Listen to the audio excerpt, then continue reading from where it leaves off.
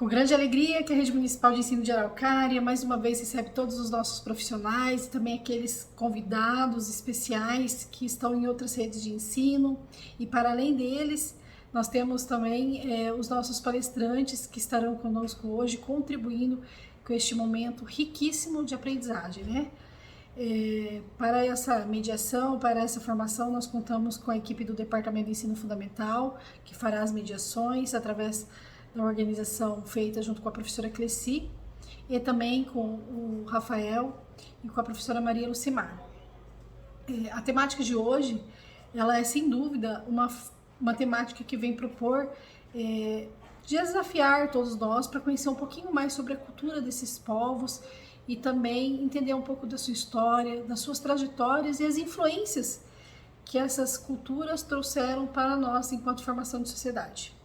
Então, para esse momento de diálogo sobre história, cultura, as trajetórias e essas relações étnico-raciais, nós contamos com os nossos departamentos e também com os nossos técnicos que farão toda a organização para esse momento ser essencial e especial para todos.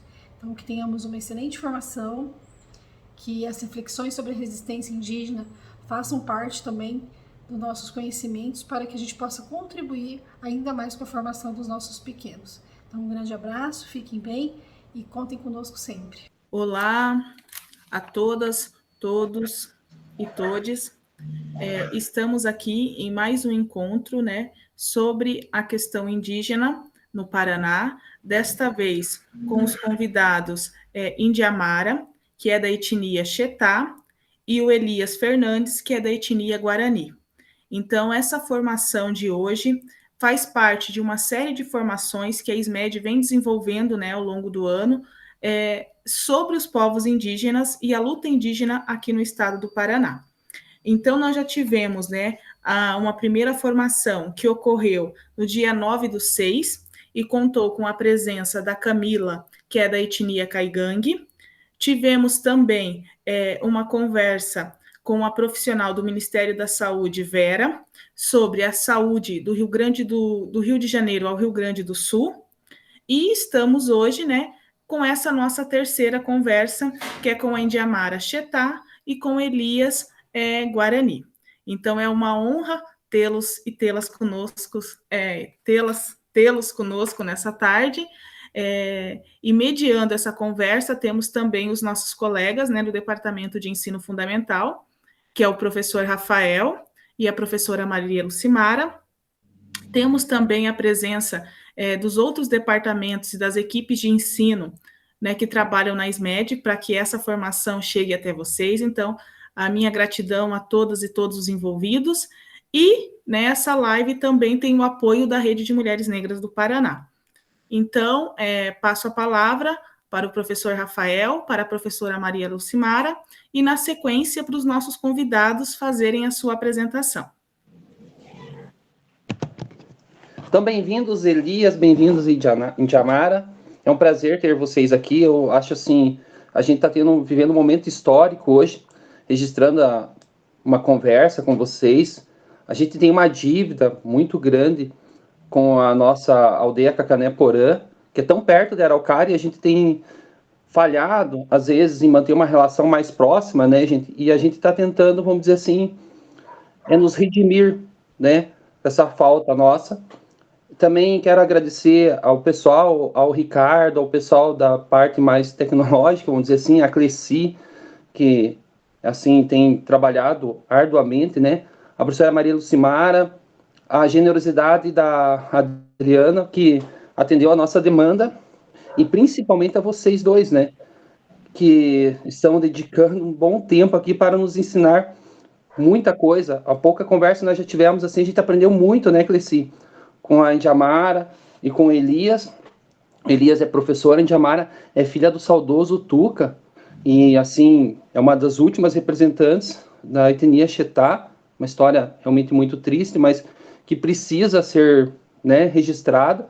O Elias tem muito a ensinar sobre a questão do ensino da língua guarani. A gente tem muito a aprender com ele, né? A gente até, assim, eu ainda continuo muito curioso, Elias, sobre toda essa questão. Mas então é isso. Obrigado, gente, por tudo. Obrigado pela oportunidade também de participar desse momento histórico. Obrigado, viu? Assim, em nome de todos aqui da aldeia, né, eu que agradeço, né, também por vocês, né, ter assim um pouco mais de, tipo assim, um pouco mais de interesse em saber sobre a nossa história, sobre as nossas vivências, né, porque aí, igual você falou, aí sim, não é que vocês aprendam com nós também aprendemos com vocês, né? Acho que é um aprendendo com o outro, né? Com a etnia, né? Não importa qual raça, qual etnia, qual cor, não interessa, né? Acho que nós somos um Brasil bem misto, né? Bem misturado, cheio de culturas, né? E costumes.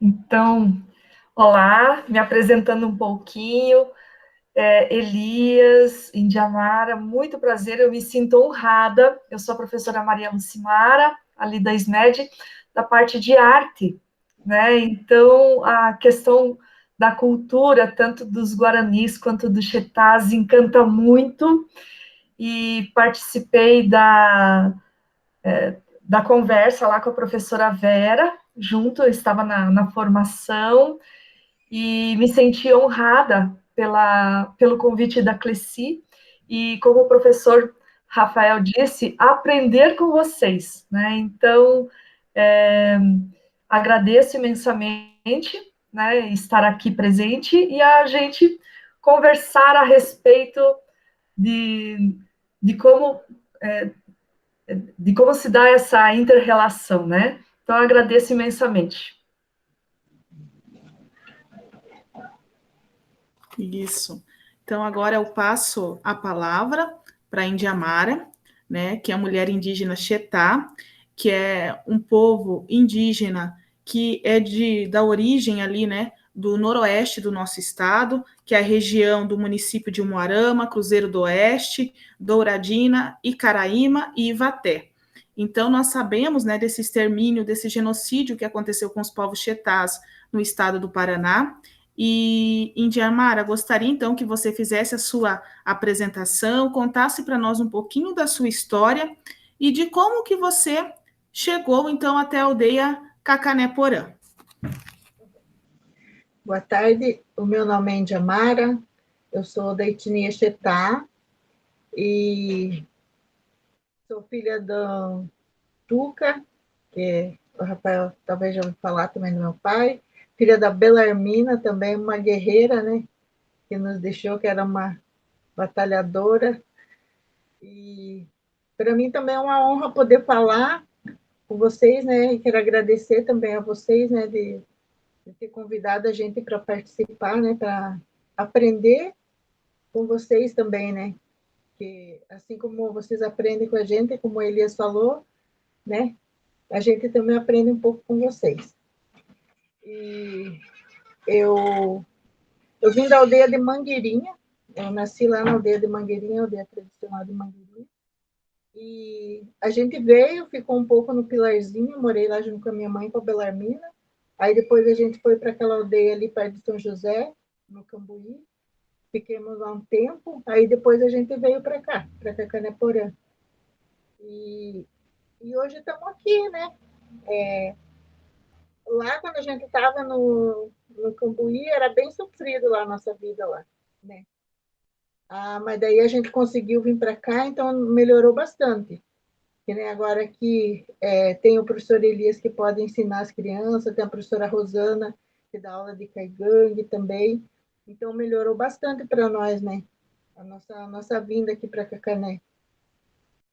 E para mim também é uma honra poder estar falando, né, com vocês, e quero agradecer o carinho, a atenção que vocês têm tido por nós, né, por todos nós aqui. Sou muito grata também. E falar da minha etnia, falar do meu povo, para mim sempre mexe muito comigo, sabe? Mas eu vou tentar me controlar, porque mexe muito comigo quando eu tenho que falar. Porque meu povo foi massacrado, a gente sofreu muito, meu pai contava as histórias para mim, então aquilo mexeu muito comigo, e cada vez que eu tenho que falar, eu me emociono bastante por causa disso.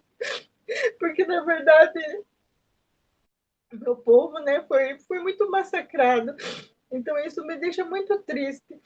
E em saber que nós era um povo grande bastante, e no final acabou, quase que foi exterminado todos, né? E muitas pessoas não quiseram ajudar, né? Podiam ajudar a fazer alguma coisa, mas não quiseram ajudar. Então, isso mexe muito comigo, me deixa muito triste. E saber que meu pai morreu lutando, querendo que a gente voltasse para o Marama, na nossa terra lá, né? Eu cheguei a conhecer, ele me levou. Então, ele queria que a gente voltasse para lá, mas para você conseguir voltar é muito complicado, depende de muita coisa e as pessoas não querem ajudar. Então, eu agradeço também por estar aqui hoje nessa aldeia, na Cacaneporã, que me acolheram, né? Os Caigangue, os Guarani, por a gente conviver junto, né? Então, eu sou grata também por tudo isso. Obrigada. Desculpe pela minha emoção, é que eu me emociono bastante. Obrigada, Indiamara. É emocionante mesmo e tem que nos emocionar também, né? Porque a gente está falando de um extermínio de um povo, né? De uma etnia que era muito presente no estado do Paraná e hoje nós temos poucos e poucas sobreviventes, né? Aí tentando levar um pouquinho da tradição e da cultura. E isso também se dá por conta da expansão do agronegócio, né? Depois o professor Rafael vai falar um pouquinho da década de 50, né, Rafael? E das movimentações que ocorreram aqui no estado, né, para que esse massacre acontecesse. Então, Indiamara, parabéns pela sua luta. Eu tive o prazer de escutar a sua mãe em alguns eventos, fazendo também essa denúncia e levando as demandas do povo Xetá para o estado do Paraná. Então, estou muito feliz hoje mesmo com a sua presença e obrigado por você ser uma mulher resistente e estar conosco nessa tarde de hoje. Obrigada a você. Agora, então, vou passar a palavra para o professor Elias, né, que é professor de Guarani, para ele se apresentar, falar um pouquinho da história dele também, né, e da sua ligação com o seu povo, e como que também se dá essa chegada até a aldeia Cacaneporã.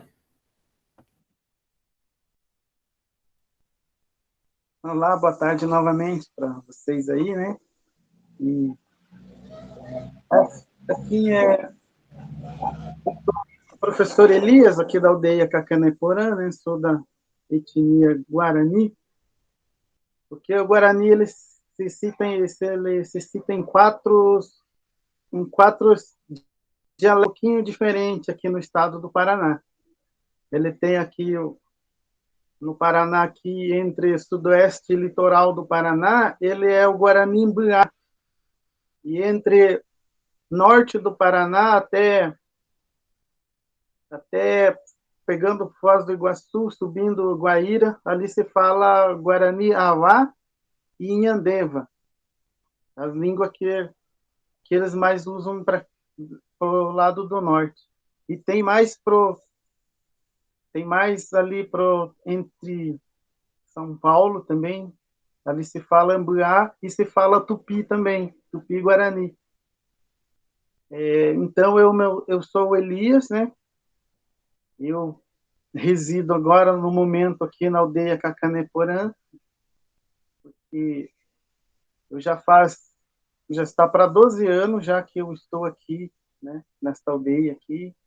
Igual a Indiamara falou, eu também tenho muito que agradecer também ao povo que aqui lutou antes por esta terra aqui, né? Porque eles foram um povo muito guerreiro. Eu não estava na época, mas o meu tio, né, ajudou eles bastante aqui, né? Então foram as famílias que lutaram bastante, que estão aqui desde o começo, né? E eu vim já um ano depois para cá. Então eu agradeço ao povo Xetá, o povo Caigangue também, né? Porque acho que nós somos um povo, né, que temos que cada vez estar mais unido, um acolhendo o outro, né? Porque as coisas estão difíceis hoje, sempre foram difíceis para nós indígenas, né? Para nós, povo indígena, não só Guarani, não só Xetá, não só Caigangue, como as outras várias etnias que tem aqui por todo o Brasil. Então, eu vou, né, resumir um pouquinho da minha história aí para vocês, né? Como que foi a minha chegada até aqui.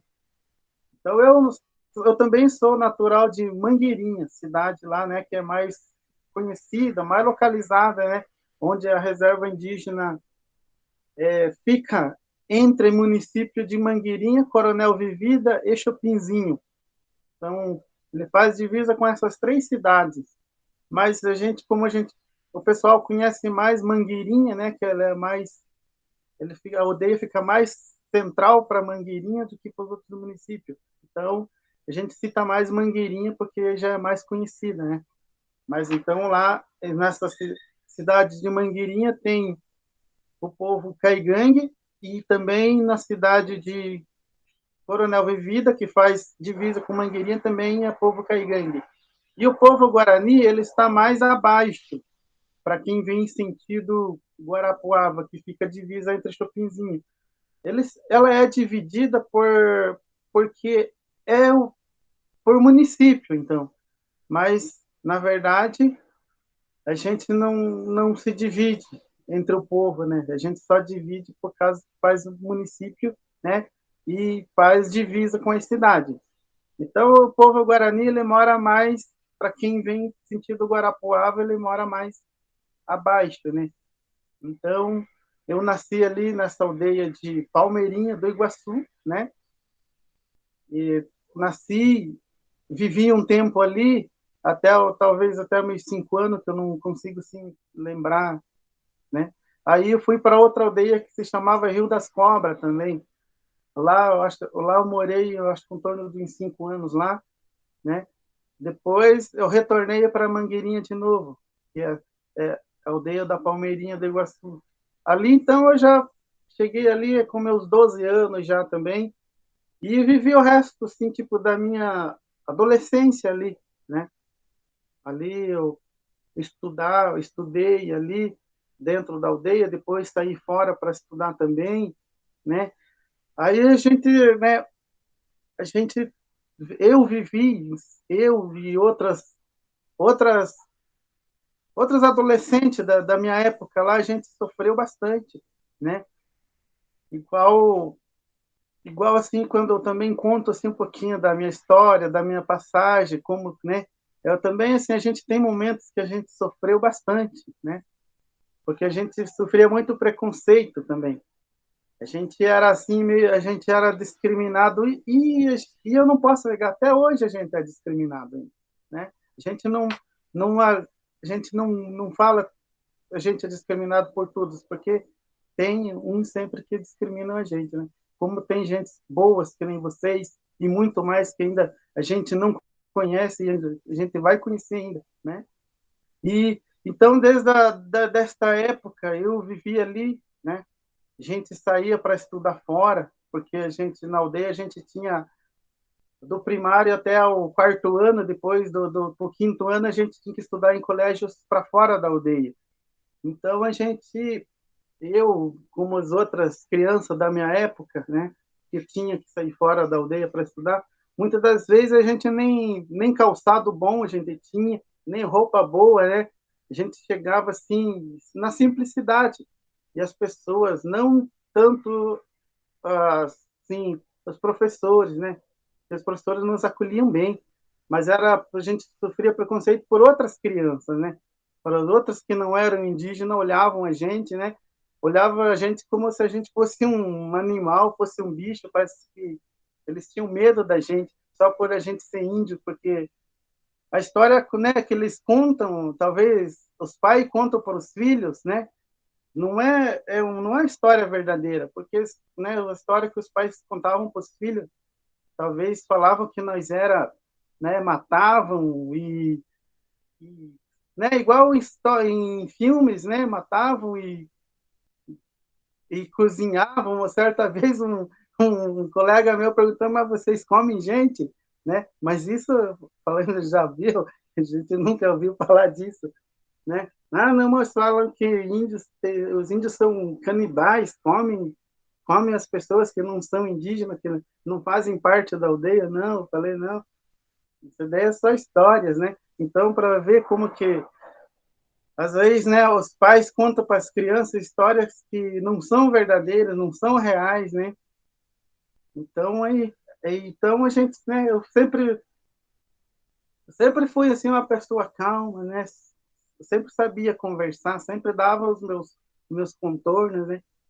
Então, então a vida de nós indígenas, então a gente, né, é muito sofrida, né, muita batalha. Nossos antepassados aí, nossos avós, né, nossos bisavós. Então, para a gente ver o tanto que eles sofreram, né? Sofreram, batalharam bastante. E, e o povo guarani também, na época do meu finado avô também, diz que foram bastante massacrados, foram também mortos, né? Por fazendeiros aí, porque a ganância era muito por terra, né? Então, o nosso espaço hoje em dia ele diminuiu bastante. As nossas terras hoje já foram, né, tomadas, vamos dizer que foram roubadas, porque quando a pessoa invade uma terra indígena, ele não chega e não pede licença, ele já entra já invadindo mesmo, vai tomando. E, e nessa época eu comecei a trabalhar muito cedo na lavoura, na agricultura, já, né? Comecei já. Aí tive que parar um pouco de estudar até, né? Perdi bastante tempo fora da escola, né? Sem estudar, só para poder trabalhar. E, e aí né? Dessas minhas viagens, eu sempre saía, visitava muitas aldeias, né? Saía bastante. E tá certo dia, antes de eu vir para Curitiba, né? A gente, na época, em 2001, começo de 2000, a gente recebeu um convite para vir morar aqui em Curitiba, aqui em Piraquara. Não sei se vocês já ouviram falar de uma aldeia que tem ali, a aldeia do Laércio. Fica ali, ó, Piraquara, ali perto da Sanepar, ali que tem a represa. Então, foi nessa época que é a primeira vez que eu vim para Curitiba. De lá a gente veio em torno de umas 10 famílias, né? E ali na época tinha um secretário do meio ambiente que era o Jorge Grando na época. Até foi ele que, né, arrumou ali aquela terra ali que era uma área de preservação, né, dos mananciais, tudo. Então foi nessa época que eu vim para cá, para Curitiba pela primeira vez. E eu fiquei ali em torno de 2 anos só ali morando nessa aldeia e depois eu retornei de novo para Mangueirinho.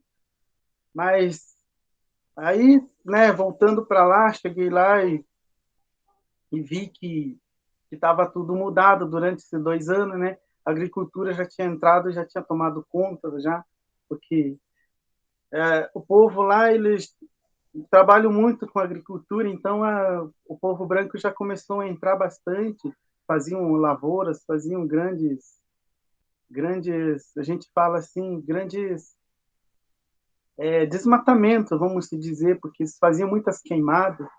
Aí Aí, não, se eu não me engano, talvez eu fiquei lá em torno de mais de uns 4 anos, e aí que eu retornei para cá de novo, né? Porque na época eu tinha vindo aqui para Curitiba fazer uma visita na aldeia de Cambuí, na época. Acho que a Indiamara, talvez, não lembro, eu vim ali, acho que fiquei em torno de uns 2 dias ali. E então ali era um lugarzinho assim que a gente, né, que eu fiquei em torno de uns 2 dias ali, a gente via que o pessoal tinha que ser guerreiro mesmo para estar ali batalhando e lutando. E, e depois eu acabei retornando de novo lá para minha aldeia, né? Daí logo depois eu fiquei sabendo que eles estavam aqui, né, para retomar esta terra aqui, que fica aqui no Campo do Santana, no Tatuquara, né? E até na época eu até pensei de vir para cá, mas na época eu estava eu trabalhava na época como agente de saúde, né? Então, eu até passei uma vez aqui perto, olhei eles, né? As crianças na época, e os que são adultos eram crianças na época, né? Eu vi eles aqui, né? Passei só de passagem também, né? Eu sei que foi uma luta bem longa, né? Vamos dizer, para o povo ter conquistado essa terra aqui onde é localizada a aldeia Cacané-Porã, né? Então, por isso que eu dou muito valor, dou muito crédito às pessoas que aqui lutaram, batalharam por esse lugar aqui. Então, eu tenho, assim, muito respeito por elas, por tudo eles aqui, né? E sei que foi uma luta muito grande, foi, né? E até agora ainda, as pessoas ainda estão lutando aqui, como é que eu posso dizer, as pessoas aqui, né? Eles estão aqui com um grupo aqui muito bacana, muito legal, que estão, né, correndo para buscar benefícios aqui para a aldeia, para os moradores também, né, que moram. Então a luta é assim, a luta é constante, a luta nunca acaba, a luta, né, nós lutamos, nós podemos partir, qualquer dia desse nós podemos não estar mais aqui, mas as crianças, né, vão continuar a luta ainda, porque a luta do indígena, do outros povos aí nunca, jamais acaba. E cada vez mais difícil ainda. As coisas vão se tornando mais difíceis, por isso que eu falo assim, para os meus filhos, eles estudem, porque hoje a luta assim já não vai ser mais, né, daqui uns 10, 15 anos a luta já não é mais na força, não é mais na agressão, vai ser tudo no lápis, tudo na caneta, tudo documento. Estudem, eu falo para eles, né? Porque agora para fazer uma manifestação hoje, para você ir lutar pelos direitos, né? Você é confrontado, a polícia, né? Governo aí, presidente, tudo, as manifestações, eles botam a polícia em cima da gente, né? Porque eles não aceitam que nós reivindiquemos nossos direitos. Então, aí a luta do povo indígena, né? Jamais vai acabar. Ela sempre vai estar. Aí nós podemos não estar mais, podemos daqui uns 10, 20 anos, não sabemos o dia de amanhã, já não podemos mais estar aqui, mas os nossos filhos, nossos netos vão sempre estar lutando pelo direito que era nosso e que vão ser deles também, né? Então é isso aí, pessoal. Eu agradeço, né? Então, vou começar pelas mulheres, vou começar pela Indiamara, depois vou fazer a pergunta para o Elias, tudo bem? Então, Indiamara, eu vou localizar um pouco nossos colegas, tá? Em relação à história dos índios Xetá. Então, na década de 40, o governo do estado do Paraná, ele distribuiu títulos, na verdade, ele acabou facilitando a aquisição de terras por companhias de colonização, a preços, assim, sinceramente ridículos. O Elias sabe bem também dessa história. E essas companhias de colonização, movidas até pela ambição, dividiram essas terras em lotes e distribuíram para o pessoal, né, que queria levar essa frente de colonização, levar a caficultura, estavam implementando a criação de gado na região. Havia na região uma floresta bastante exuberante, a terra parecia ser, vamos dizer assim, fértil, promissora, mas o que não era bem real, né, porque funcionava bem com a floresta. Assim que eles retiraram a floresta, a região perdeu boa parte de fertilidade, foi tomado pela erosão. Tanto é que, se você for ver hoje lá na região, você vê, né, Vossoroca, é uma situação bem complicada mesmo. É mais ou menos o que a gente imagina que vai se repetir lá no estado do Amazonas, por exemplo. Né, você retira a floresta, né, Elias Indiamara, e você acaba empobrecendo o solo, achando que você vai ter um grande lucro com isso. Não foi o que aconteceu lá. Na década de 40, na verdade, os índios Xetá, já havia notícias e registro dos índios Xetá desde o século XIX. Na década de 40, com o avanço da colonização, o pessoal começou a chegar notícias do encontro com os índios Xetá. Claro, a gente não sabe até que ponto o pessoal foi abafando essa história, até que em 54, se eu não me engano, alguns índios entraram em contato com o pessoal de uma fazenda, e aí isso acabou chegando até o Serviço de Proteção ao Índio, né, o SPI, antigo SPI, que também não, assim, até não sei se até que ponto tinha boa vontade, vamos dizer assim, para realmente proteger os índios, né? Mas quem mostrou algum interesse por esse cuidado maior foi o professor José Loureiro Fernandes, antropólogo da Federal, junto com o grande fotógrafo Vladimir Kozak, né, professora Maria Lucimar, grande fotógrafo Vladimir Kozak. Eles foram até lá, entre 1955 e 1961, fizeram um registro bem importante sobre a história, um pouco, vamos dizer assim, da cultura Chetá, mas depois acabaram se perdendo. Faltou interesse, né, Djamara, da academia, sinceramente. Isso é um... a gente não tem nem como definir o que foi feito, na verdade, né? Do Serviço de Proteção ao Índio, o SPI, que deu uma de bobo nessa história, né?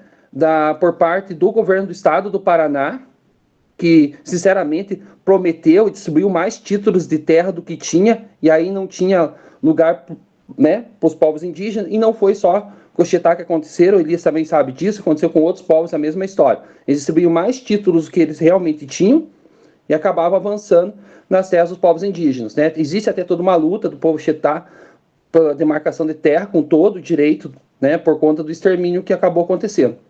E existe também, assim, um modo de agir, que não foi só no caso do Noroeste do Paraná, ali na região de Serra dos Dourados, ali no Vale do Rio Ivaí. Assim, muita gente sabe que, na verdade, envenenaram os índios chetás, né? Tem aquela história do arroz doce que dá uma raiva. Você sabe que eu tenho até um quê com comer arroz doce agora por causa dessa história. Aconteceu no Rio Grande do Sul também, né? Parece assim que esses assassinos travestidos de não sei, né? Empreendedores, digamos assim, eles se comunicavam entre eles e faziam a mesma coisa, sabe? Entregar comida envenenada, né? Você sabe dessa história. E isso acabou levando esses povos muitos à morte.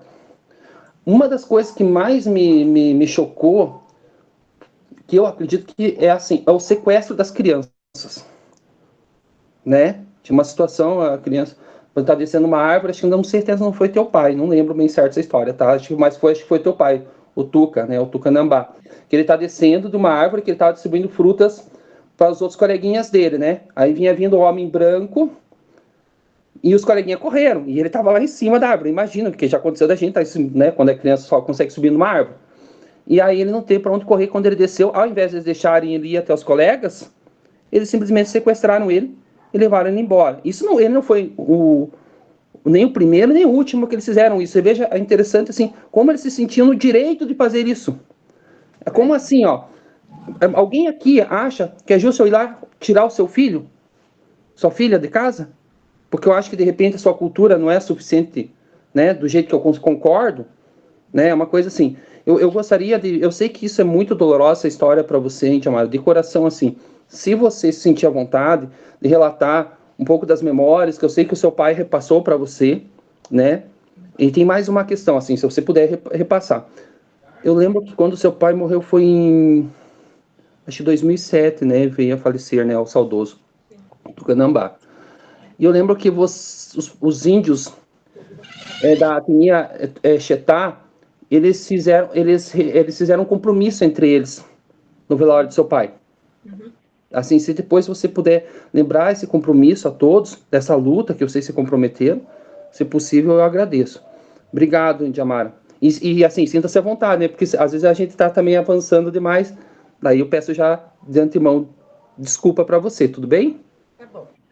Então, assim, nessa questão que você falou do meu pai, ele conta mesmo, contava para nós essa história que ele estava na árvore, lá estava tirando fruta para os outros, aí eles chegaram, aí eles mostraram que ele estava e correram. Aí, quando meu pai desceu, eles pegaram ele. Daí trouxeram aqui para Curitiba, que foi o seu Dival José de Souza, que estava nessa expedição junto, que ele morava ali no Bigorrilho, né? Ele estava junto com o José Loureiro. Daí trouxeram meu pai, aí meu pai sentia saudade, que nem falou, ele chorava de noite porque ele queria ficar com o pai dele, com a mãe dele. Aí ele começou a sentir dor no ouvido, porque ele teve que andar de avião, aí começou a doer o ouvido dele. Ele não podia comer sal, quando ele comeu a primeira vez deu alergia nele, ele quase morreu, porque lá ele não comia, né, comida com sal, assim. Ele sofreu bastante. Ele disse que à noite ele chorava muito, porque ele queria voltar para o lugar dele, né? Só que ele não sabia como voltar. Não sabia como, né? Como que ele ia, se ele estava aqui na cidade, como que ele ia voltar. E por mais que o seu Dival José de Souza tenha cuidado, ensinou bastante coisa, eu acho que o que ele fez pelo meu pai não justificou deles ter tirado ele de lá, trazido para cá, sabe?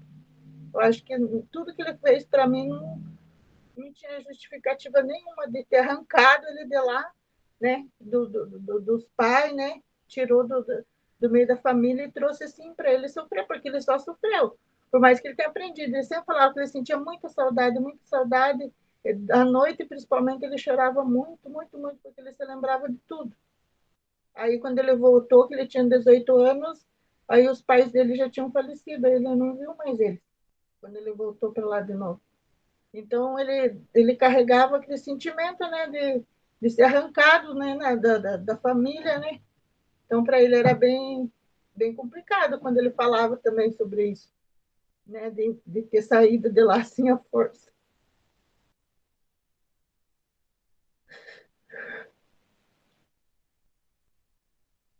Desculpa, é que eu me emociono muito quando eu falo aqui.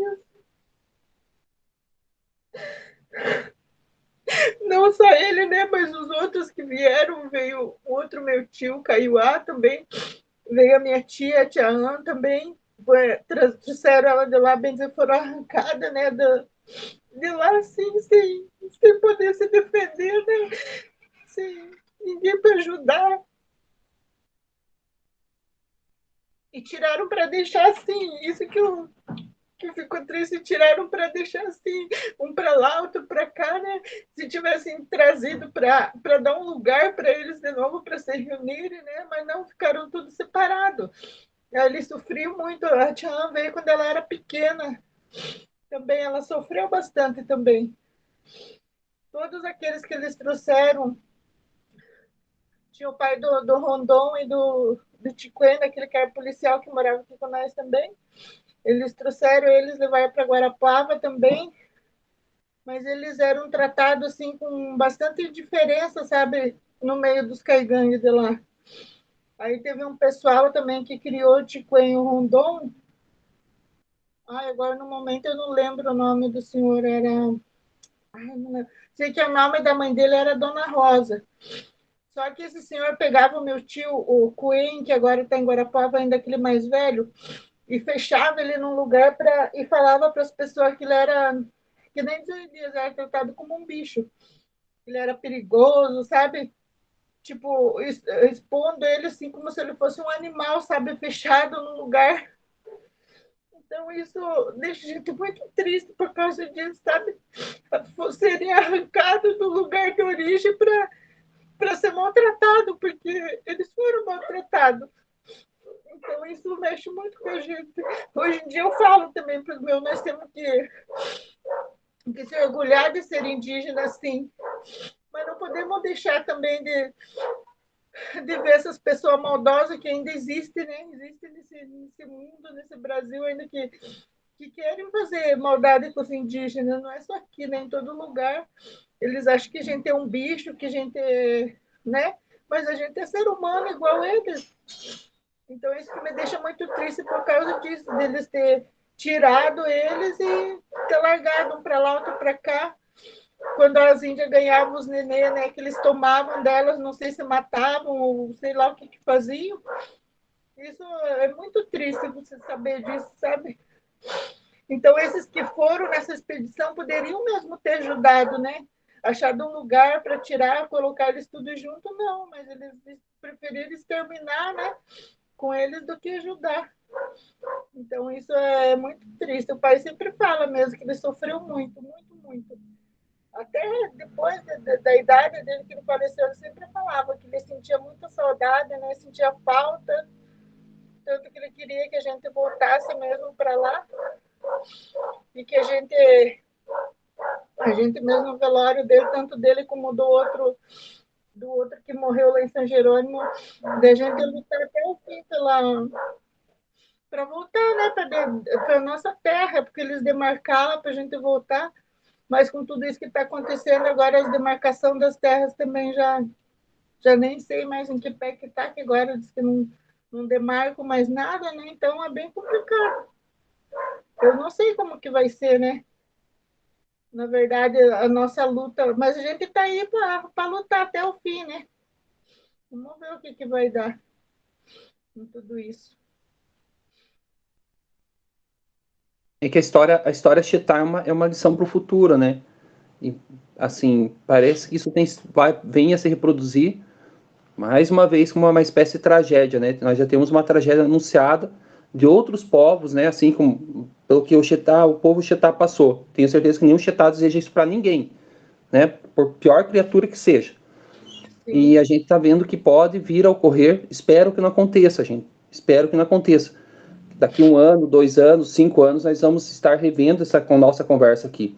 Mas eu sou capaz, infelizmente, eu acredito, gostaria de não acreditar nisso, mas acredito que venha acontecer isso com vários outros povos lá no Amazonas, pela floresta da Amazônia, e mais ou menos pelos motivos muito parecidos, né, por conta dessas frentes de colonização. Lamentável isso. Eu queria fazer uma pergunta agora pro Elias, pro professor Elias, na verdade, né? Porque assim a gente fica pensando como é que funciona essa questão até da alfabetização com relação à língua guarani, né? Porque existem, digamos assim, variantes da língua guarani, a gente sabe disso. O Guarani é um povo assim um pouco mais numeroso, né? Vamos dizer assim, de várias regiões. E tem também a questão que eu estava pensando, esses dias nós estávamos conversando até com a Cleci sobre questões voltadas à questão da espiritualidade Guarani, que houve uma releitura, digamos, daquela busca Guarani pela terra sem mal, né? Até eu estava falando assim para a Cleci, interessante, porque tem bastante Guarani aqui no litoral do Paraná, né?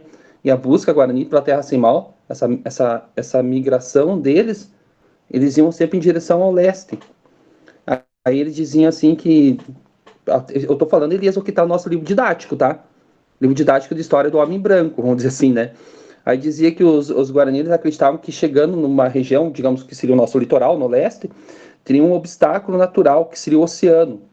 E depois do oceano teria essa terra sem mal. Aí, se a gente for pensar no mapa mundi, seria a África, no caso, né? Porque você chega no nosso litoral, depois o oceano e depois a África, concorda comigo? Né? Mas a gente sabe que essa busca pela terra sem mal foi utilizada pelos jesuítas, por exemplo, né? Fizeram toda uma releitura cristã e tal, com outros elementos, vamos dizer assim, para poder catequizar os índios. Então eu queria saber como é que funciona essa questão da espiritualidade hoje, entre os índios, quando debatem essa digamos assim, cosmogonia e cosmologia indígena, e se isso é utilizado também para o ensino da língua, digamos, a língua materna, né, mesmo do Brasil, no caso, uma das línguas maternas do Brasil, que é o Guarani. Tá bom, Elias? Como isso é utilizado? Né? Eu acredito que, eu fico imaginando que deve ter, assim, né, no material didático, por exemplo, que é produzido, deve ter um pouco disso, né, Cleci? Né, Maria? Um pouco disso para poder ajudar já. É como assim, você aprende melhor uma língua quando você aprende com a cultura junto. Isso que eu quero dizer, né? Olha, então existe, na verdade, porque eu sei de histórias também, né? Primeiro vou responder a pergunta ali da crença, dos jesuítas, né?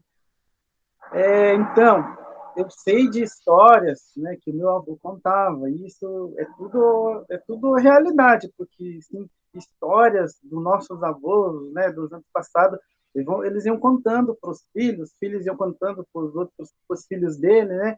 Então era passado de geração para geração. Então por isso que na época assim não tinha ninguém assim que escrevesse, né?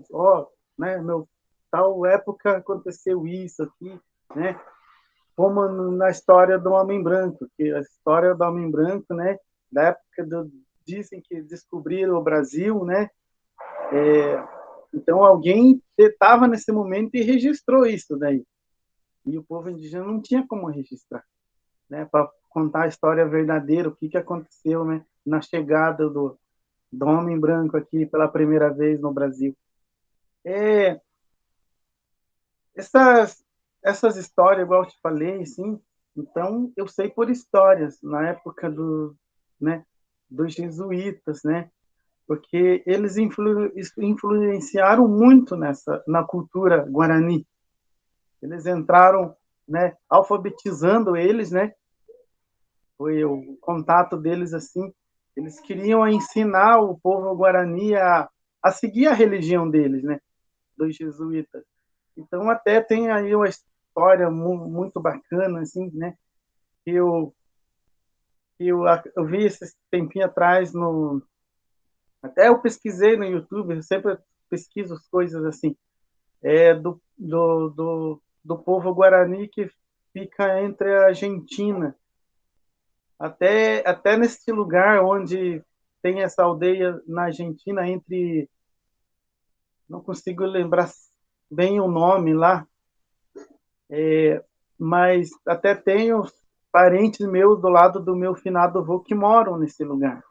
Então, até na época, meu avô que saiu dessa aldeia quando ele era rapaz, quando ele veio para o Brasil, né, primeira vez, ele veio na cidade de Santa Helena, próximo a Foz do Iguaçu. Ali foi a primeira cidade que ele, no Brasil, quando ele veio pela primeira vez a esta cidade de Santa Helena, na época. Então, não só ele, mas vieram várias pessoas com ele, porque o povo guarani ele migrava bastante. Ele era tipo nômades. O povo guarani ele era considerado nômades porque ele não tinha um lugar fixo onde ele morava. Então, onde eles andavam, assim, eles apenas deixavam marcas, sinais, né? Tipo assim, supor, eles pararam numa floresta, vamos dizer, pararam, escolheram um lugar, acharam uma caverna, passaram uma noite ali, ou talvez passaram meses, um mês, 2 meses, 3 meses. Isso dependia muito do lugar. Por exemplo, se fosse uma área que tivesse bastante frutas, tivesse um rio que tivesse bastante peixe, eles permaneciam por mais dias, até que talvez a pesca ou as frutas já tivessem se acabando, eles mudavam de lugar de novo. Então eles preservavam muito essa parte, assim. Por isso que até entra um pouquinho dessa pergunta que você fez da terra sem males. Talvez isso daí foi influenciado talvez um pouco por causa dos jesuítas, porque eles usavam muito o povo guarani para estarem carregando as bagagens deles, né? Por exemplo, os jesuítas queriam ir para outro lugar. Eles inventavam uma história lá, dizia o meu avô que ele era moleque, diz que eles inventavam uma história, não, você conhece outro povo indígena? Sim, por exemplo, eu conheço tal lugar, eles devem estar em tal lugar, porque todo mundo conhecia uma rota que eles faziam. Por exemplo, tal lugar que tivesse dando muitos peixes, muitas frutas, eles se mudavam todo o povo para lá. E ficavam um tempo nesse lugar, depois iam fazendo tipo a gente fala rodízio, vamos dizer, eles iam fazendo o rodízio, do litoral eles iam mais para o sudeste, por exemplo, Mangueirinha, que na época era muita floresta, então para o lado de Mangueirinha era a região de muito pinhão, para o inverno eles se migravam para lá, porque eles sabiam que tinha muito alimento nessa época. E depois, quando ia acabando a época do pinhão, eles vinham mais para o lado do litoral, né? Porque aqui para o litoral, na época, assim, eram os rios, né? Que dá muito peixe, né? Então é isso aí, eles andavam assim, eles eram nômades, então talvez eles andavam em grandes quantidades de pessoas. Por exemplo, talvez de 30 até de 50 famílias se mudando tudo no mesmo tempo, né? Às vezes ia 2, 3 famílias, então dependia muito deles, né? Então às vezes migrava-se aldeias em torno aí de umas 200 pessoas, até de 500 pessoas às vezes migravam de um lado para o outro. Então na época que foi até em 2001, se eu não me engano, até 2003 que teve grande essa da busca de terra sem males. Então, esse daí a gente até na época sentou e conversou bastante. Eu era bem moleque, acho que eu tinha uns 18, 19 anos nessa época. Então a gente conversava muito sobre isso. Até o Marculino, que é ali da aldeia da Araçaí também, né? Ele era assim, tipo, ele era o nosso conselheiro na época de jovem. Até ele contava muita história. Ele falava que essa em busca da terra sem males era porque eles procuravam outras terras que não havesse, né, confronto com o homem branco. Então eles migravam de uma terra para outro lugar, né, para outra cidade, né, que havesse mais florestas maiores para eles poderem ficar. Enquanto menos contato com o povo branco era melhor para eles, né? Porque o povo branco, ele na mente, assim, na época que eu era criança, na minha mente, assim, o homem branco, ele era mau, porque ele, né, quando ele invadia, assim, as aldeias, assim, ele entrava, ele já ia matando todo mundo, né? Até na época que já se conhecia a arma de fogo, né? Aí, assim, as crianças e eu, assim, na época, assim, nós tinha muito medo, assim, dessas, porque eles falavam que era uma coisa que cuspia fogo, né? Porque quando uma arma de fogo atira, sai tipo uma faísca de dentro do cano, né? Então a gente tinha medo. Então por isso que eles falavam muito de tatá, né? Que era fogo. Tatá em Guarani é fogo, né? Daí boca de fogo a gente se chamava de Jurutatá, né? Juru quer dizer boca e tatá é fogo. Então, porque daquele cano saía fogo. Então a gente tinha muito medo quando eles falavam, nosso avô contava essas histórias, né? A gente tinha medo, né? Então o povo assim, Guarani, sim, ele foi na época assim, até entre 94, que eu me lembro bem, eles eles tinham sim muita sabedoria sobre os jesuítas. Agora sim, até nem tanto, né? Os jovens de hoje já não sabem muito dessas histórias.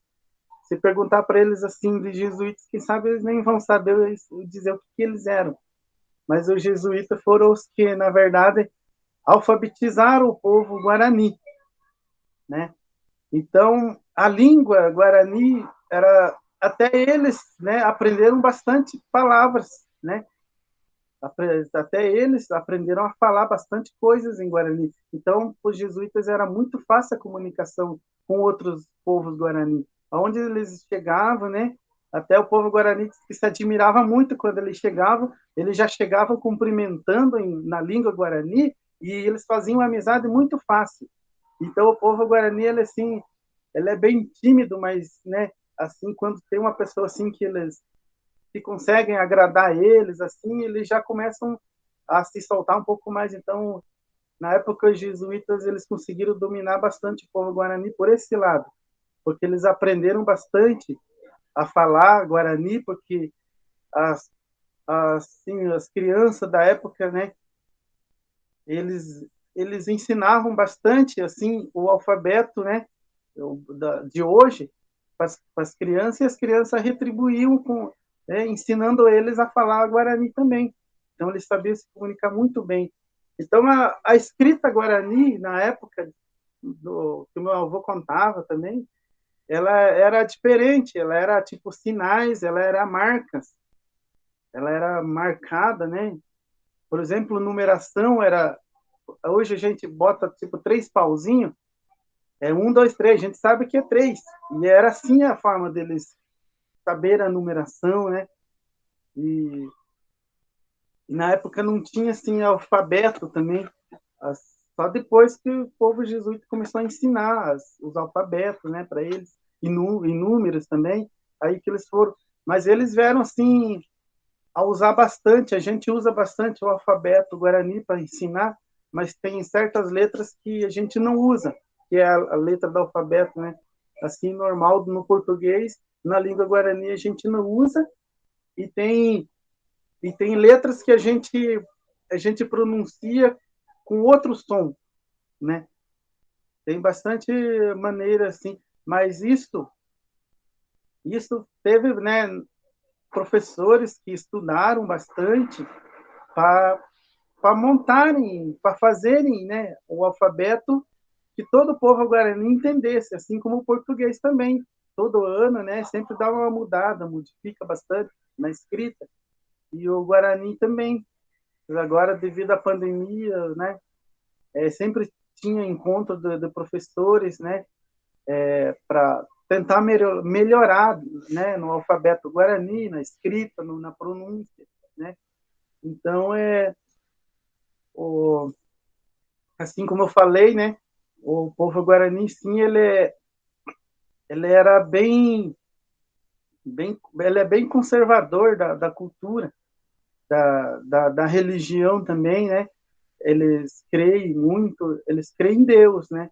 Mas só que eles são bem espíritos também. Eles creem muito no espírito da floresta, no espírito da água, né? Assim, o dono dos bichos. Hoje vocês conhecem assim como talvez curupira, né? Que é o que protege a floresta, né? Tem essas histórias, esses contos, né? Então, o povo guarani ele crê muito nesse lado, né?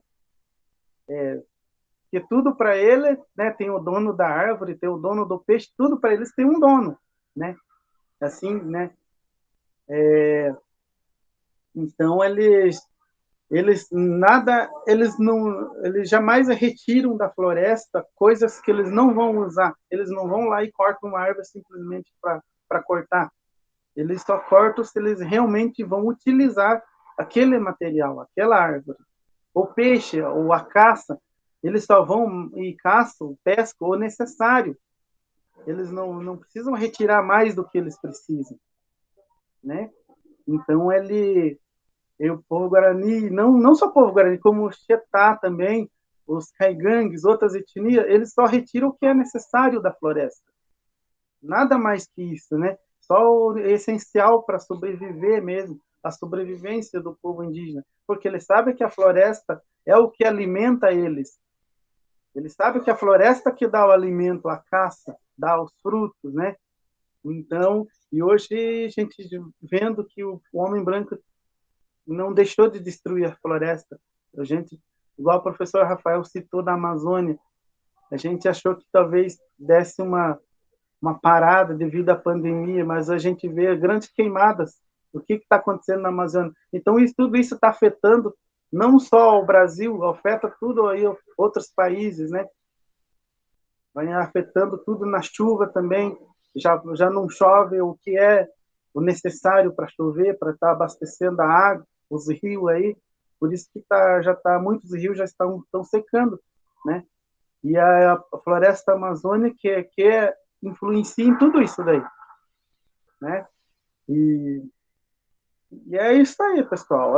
Esse é um pouquinho que eu posso falar aí, né? Que eu sei do conhecimento que eu tenho, mas aí com vocês aí eu pretendo aprender mais, um pouco mais com vocês também, né?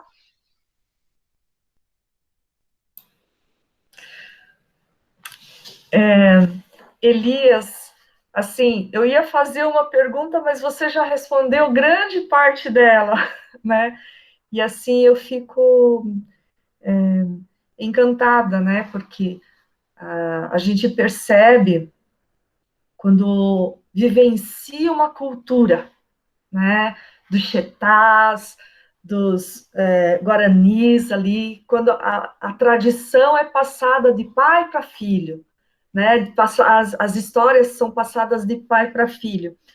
E assim, quando a gente percebe essa riqueza de cultura, né, que dentro de uma tradição, que tem a questão da religiosidade, tudo isso junto, a gente vê também tudo isso carregado de significados, né, nos adereços e as coisas que a gente usa.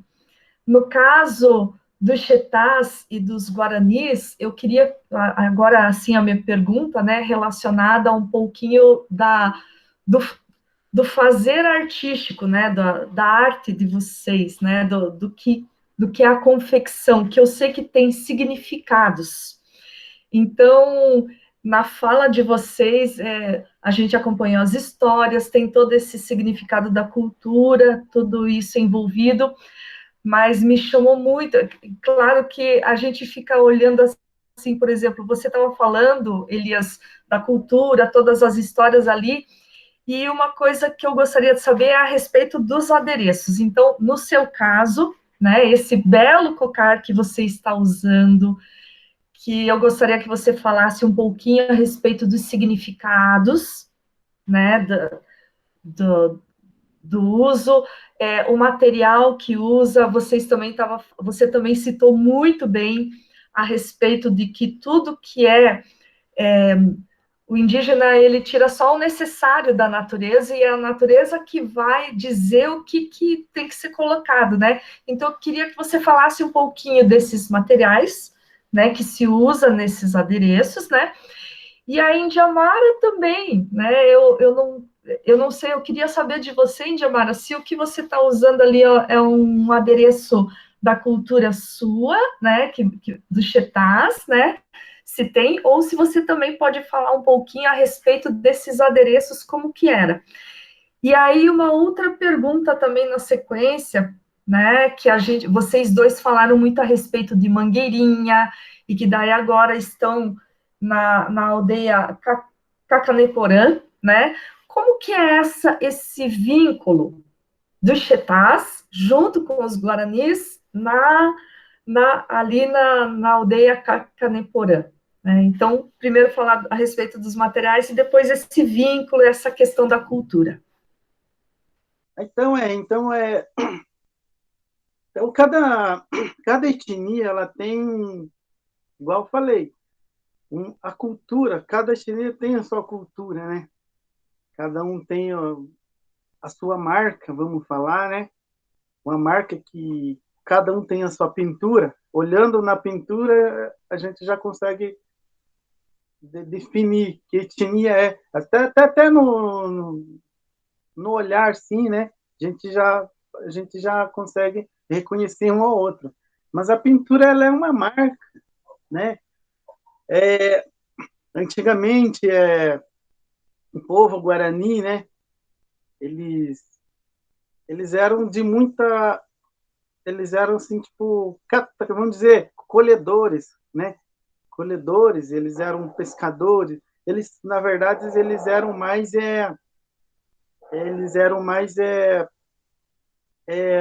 caçadores para essa parte, né? Enquanto os homens saíam para caçar, as mulheres ficavam em casa, né? Preparando ali, talvez, descascando uma mandioca para esperar, né? E eles usavam muito a pele dos animais, né? Ou as penas dos pássaros que eles matavam, né? Porque eles matavam, igual eu falei, era o alimento para o consumo deles mesmos, mas eles jamais matariam mais do que o necessário, né? Eles, né? Porque na época ninguém tinha um freezer, né? Uma geladeira para guardar, né? Então eles tinham que matar só para o consumo durante o dia. E no outro dia começava tudo a rotina de novo, de caça e pesca, o catar frutas, né? Então eles não só fruta como raízes que eles também, né, conhecem bastante, o que dá para comer, o que não dá. Na época a gente fala verdura hoje, né? Né, o salada, eles conheciam também que planta davam para eles comer, que folhas, né, também. Então todo o povo indígena, ele conhece o que é de comer e o que não é, né? O que é remédio também. Então todo o povo, ele tem todo esse conhecimento, né? E esse conhecimento sempre vai passando de pai para filho, né? Isso daí sempre.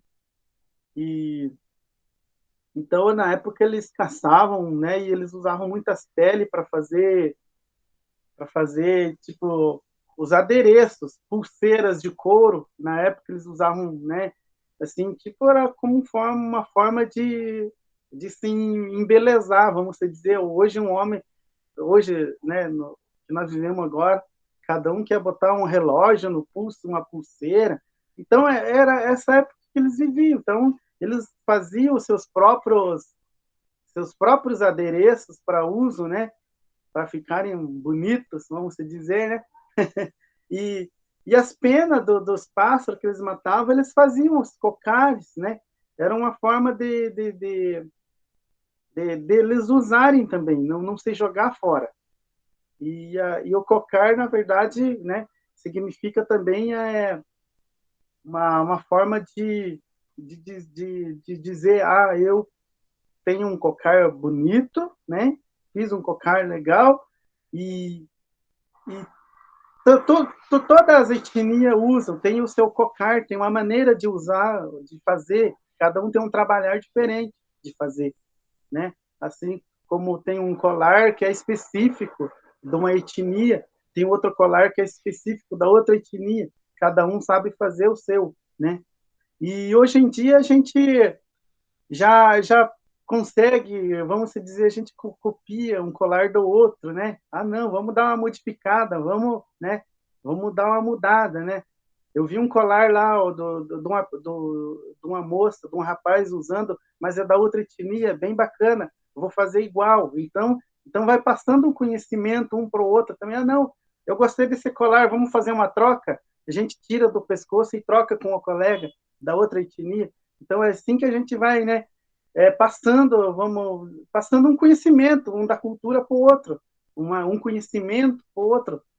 Então, assim, vocês viram bastante também o cestinho, tem várias formas de desenho num cestinho, né? Então, cada desenho num cesto tem um significado para a pessoa que fez aquele cesto, né? Não, eu vou fazer um cestinho aqui com um desenho de uma escama de uma cobra. Ele vai lá e faz lá o cestinho, né? Tece ele tudo com os desenhos, tracinho, mas foi o pensamento dele que ele fez, o significado. Se eu chegar lá e olhar assim, é simplesmente um desenho, mas se eu perguntar para ela, você fez esse cesto aqui, e o que quer dizer esse desenho? Ela vai dizer, não, eu fiz o desenho, né, baseado numa pele de uma cobra. Que legal, bonito, bacana. Então cada etnia então tem o seu desenho próprio, sua pintura. Mas isso nada impede de eu, por exemplo, olhar um colar da Indiamara e dizer, achei bonito um colar, quer trocar comigo para mim fazer um parecido com esse daí, né? Então, isso daí a gente vai trocando, né? Um conhecimento, sabedoria um com o outro, né? Então, os nossos adereços, assim, antigamente a gente usava só para a gente, qualquer um podia usar, né? E hoje a gente já faz de uma forma de uma renda agora. A gente faz para a gente vender, né? Para as pessoas adquirirem o nosso trabalho, o nosso artesanato. Hoje ele já virou artesanato, já não virou tipo assim só para mim usar, né? A gente faz agora para comercializar, é uma forma de uma renda agora, para a gente ter um sustento, ter um lucro, né? Então, é isso aí. Então, cada povo, cada etnia, então ele tem sim sua própria pintura, seu próprio adereço, né? E que hoje já virou artesanato, se dizendo melhor. Hoje a gente já faz para comercializar bastante.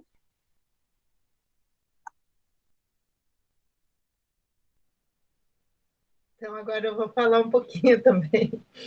Que nem o Elias falou, agora a gente, esses artesanatos que a gente faz, mas é para se enfeitar, né? Já digo, ficar bonita, com colar, um brinco. Esse brinco aqui, eu estou vendo a foto da mamãe que está aparecendo lá atrás, esse brinco aqui era dela, esse daqui, ó. Ela está usando numa foto que aparece lá atrás, ó. Esse brinco era dela, agora eu que uso ele. Então, é mais para se enfeitar mesmo, para a gente ficar mais bonita, que nem dizer, né? Um colar, um brinco, uma pulseira, faz ali uma tiarinha também trançadinha, eu aprendi também com os caigangue. Aí a gente vai trocando, né, os artesanatos, vai fazendo. E o Ixetá tem o tambetá que eles usam aqui, que é no furinho, ali tá aparecendo o tio Quen ali, ó. Eu tô vendo ele ali atrás, ali atrás do Rafael ali. Tá aparecendo na TV ali o tio Quen. Então, o tambetá é quando eles completam 8 anos, tem tudo um ritual para eles, para ver se eles são bem fortes. Aí, quando vão furar ali, eles não podem chorar, eles têm que ficar firme ali, né? Então, daí é usado aquele lá, não sei se vocês já viram como que é o tambetá, né? Eu tenho um quadro aqui que eu tô aqui na casa da minha filha, do pai do Tiquém, que era policial que morava aqui com nós. Eu vou pegar para me mostrar para vocês bem rapidinho, tá? Que tá aqui, para explicar. Nem vou pegar o quadro aqui.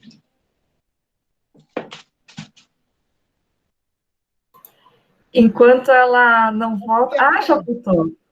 Tá aqui, ó. O tambetá é esse aqui. Ele é feito de uma resina. Aí Levanta um pouquinho, Indiamara, que não dá para ver. Só levanta um pouquinho. Ótimo. Aqui, ó. Ele é feito de uma resina, aí tem uma madeirinha lá dentro que ele encaixa, esse dentro da madeirinha fica dentro da boca e essa resina fica para fora.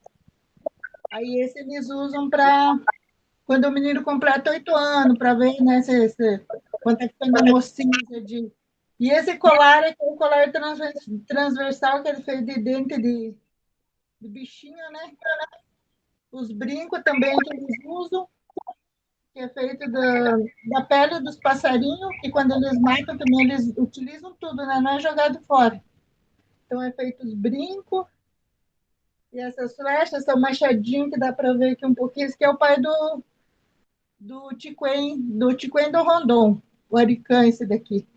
É o pai deles. Então foi feito esse As meninas também passam por um ritual, Indiamara? passam.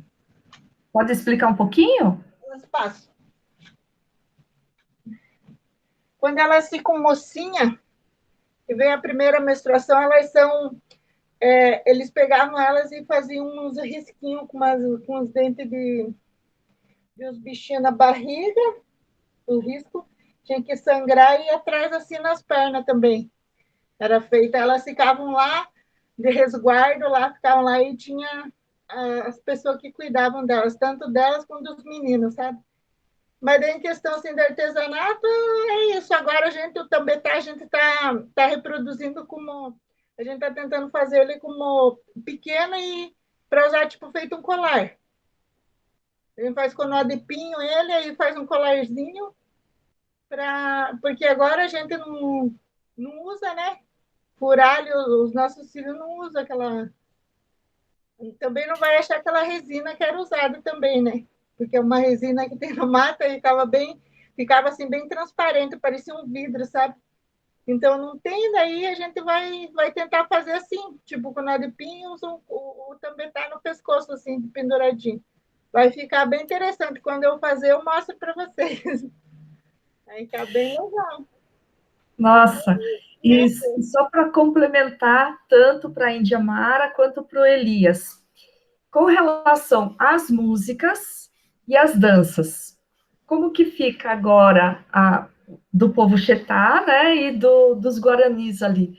Como que é a questão da tradição passada de pai para filho, as músicas e as danças?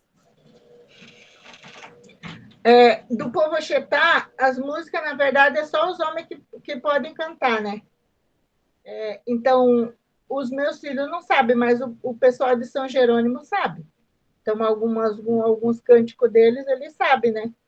Cantar e tudo. Mas os meus não aprenderam, tanto que a gente não aprendeu nem a língua, né? Porque meu pai não ensinou e a gente acabou perdendo. Os de São Jerônimo, o pessoal de lá estão resgatando, né? Que nem eu tinha falado para eles que foi feito até aquelas apostilas, tudo certinho, né? Para resgatar a língua do Ixetá. Tanto que a gente estuda com o professor Elias ali o Guarani, que é o mais próximo, né? Que eu falo que muitas coisas é a mesma língua, então o mais próximo do Chitá é o Guarani. E a gente vai tentar resgatar, né?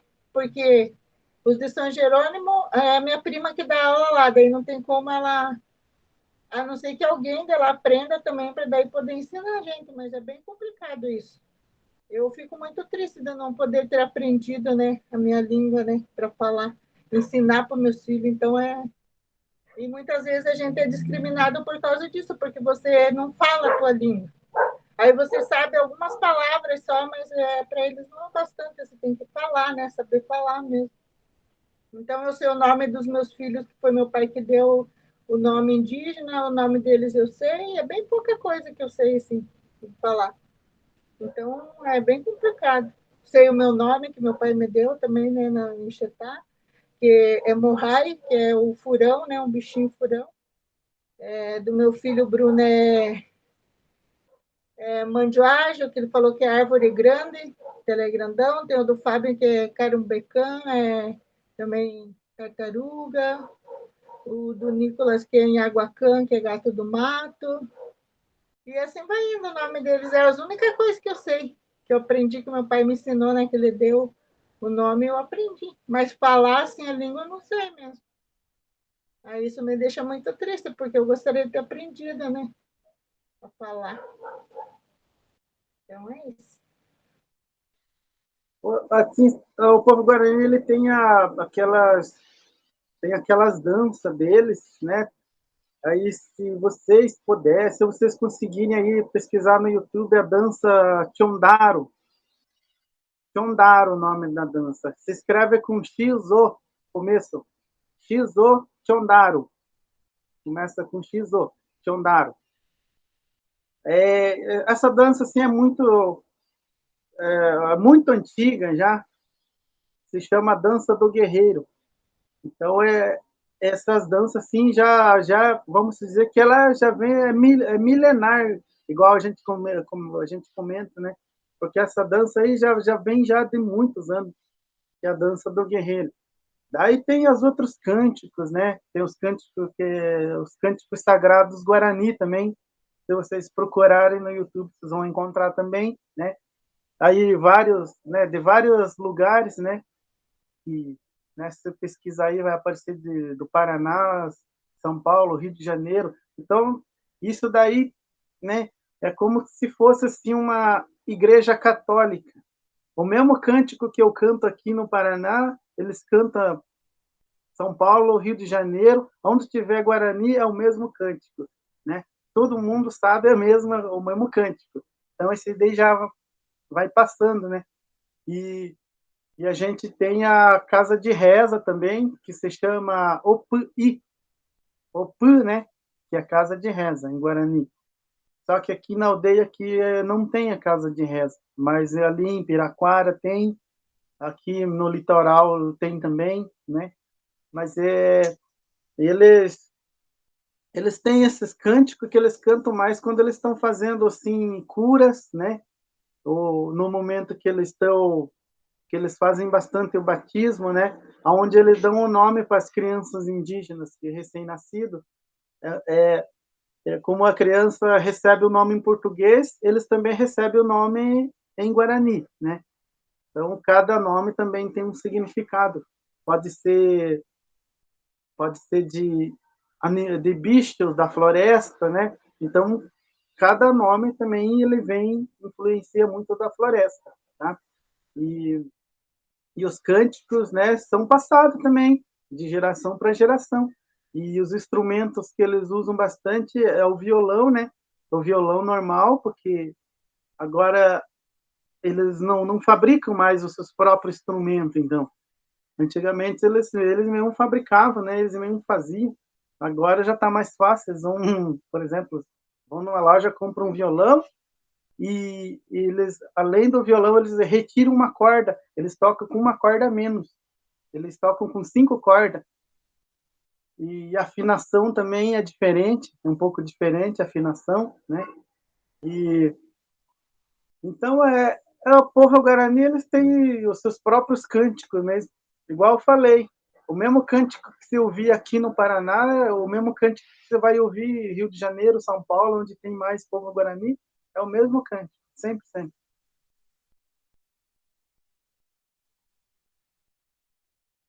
Pode só repetir, por favor, Elias, o nome da casa de reza? OP, se escreve com O-P-Y no final.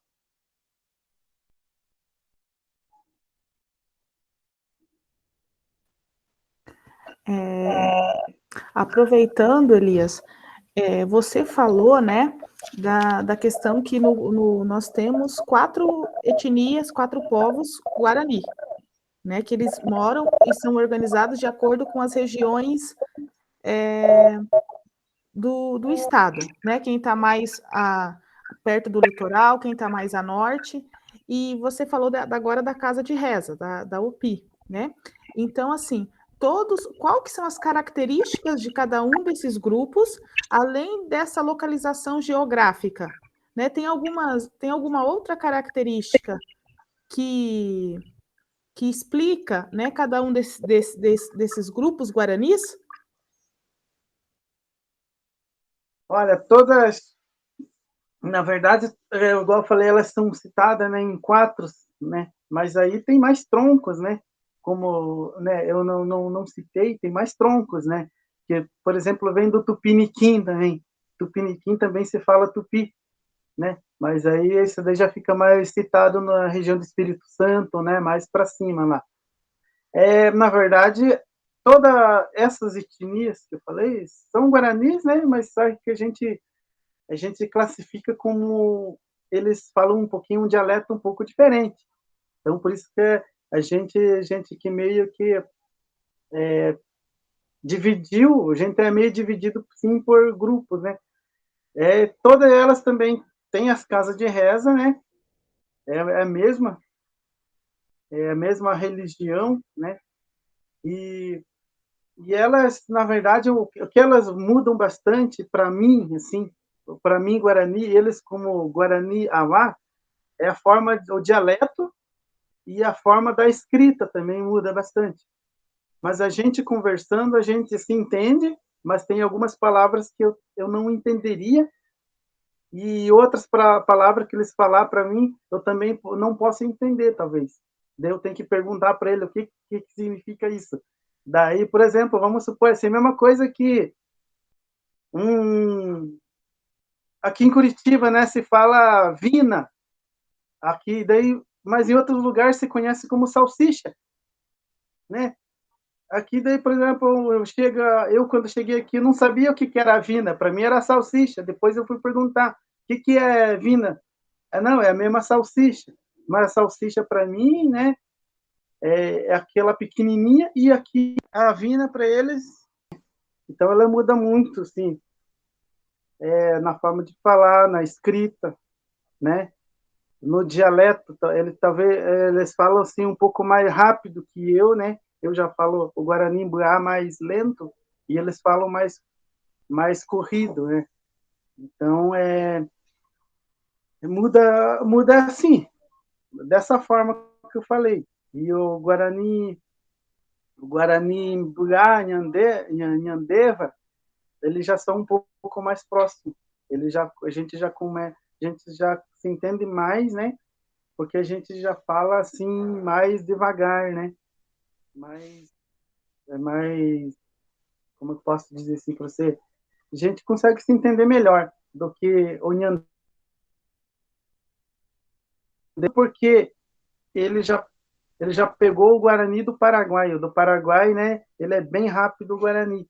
Então, por isso que o Guarani Paraguai ele fala mais corrido, mais rápido. A gente já não consegue entender bem eles.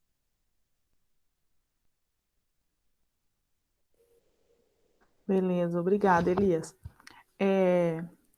E agora, né, para Indiamara, retomando, né, essa questão que também o Rafael aí deu ênfase, né, que é essa questão da retirada das crianças, né, do seu espaço, da sua família, né, de dizimar um povo.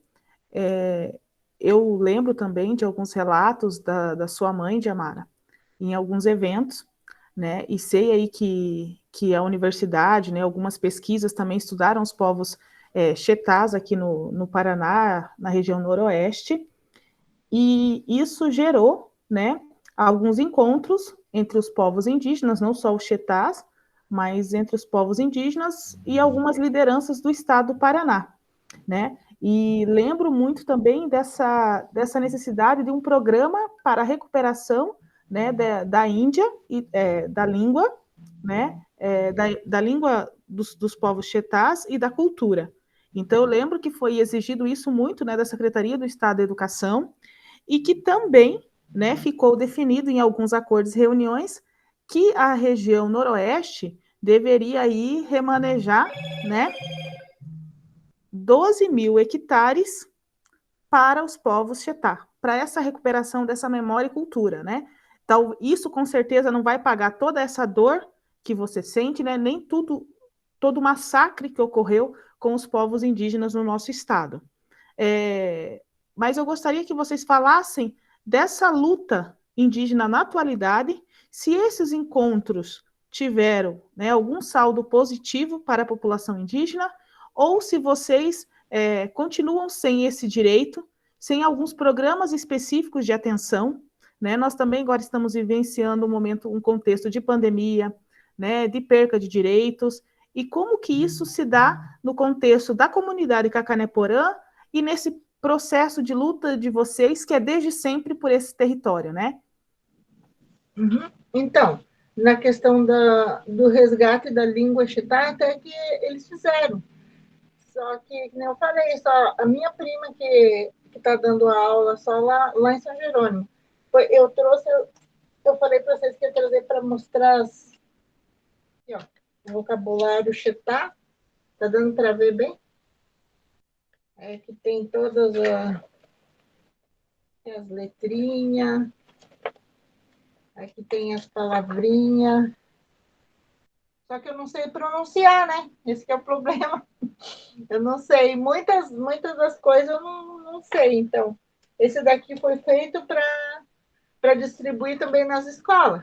Para falar, né? Contar a história e ver que existe o Chetá, né? Que nessa época não existiu mais. Aí tem aqui os desenhinhos. Aí tem as palavrinhas tudo embaixo aqui, ó. Só que eu não consigo pronunciar elas, porque eu não sei falar.